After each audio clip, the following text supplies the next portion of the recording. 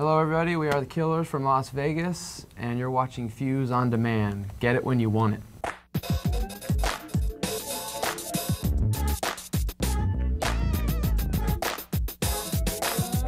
When I was young, I wouldn't say I was into punk, but I was into things to me that are punk. Not punk like three chords and mohawks. Like I was into noise, like Merzbow and Masona, and really left field, bands that I played for 5 minutes and smash stuff, and really crazy stuff like that. So to me, that was always very punk, raw, just not giving a shit anything. But that wasn't like traditional like Ramones influenced punk or anything like that. So that's kind of what I got into when I first started doing bands, like when I was 14 or 15. I've always loved the kind of current hip hop and current pop.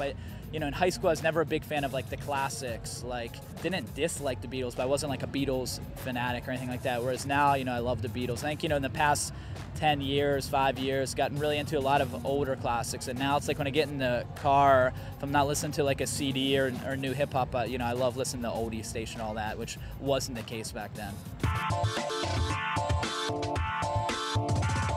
Everyone does it. Every Katy Perry song comes out, there's 100 remixes the next day. Whereas back in in the 90s, it wasn't quite like that. So it's like you see it all with Danger Mouse, having issues, and Negative Land before that, and going back to John Oswald in the 60s and 70s. There's this whole history of it, and even in hip hop, all the sampling, Biz Markie, Public Enemy, so many issues, and it's still there. You know what I mean? But I just think the general world's perspective has changed. Just this YouTube culture, everything's a reaction to something else. Everything's a remix. Everything's auto-tune the news or whatever. It's like so much stuff is being created based off of physically what's already out there, because everyone's on a computer all the time, and it's like, what's the easiest way to create? It's like you can buy a guitar and an amplifier. That's very complicated compared to just downloading a program on your computer and messing around. So there's so many kids doing it, so many different people experimenting, and it's changed the world, and it's changed people's perception of what I do. Most of the samples I cut up have not seen the light of day.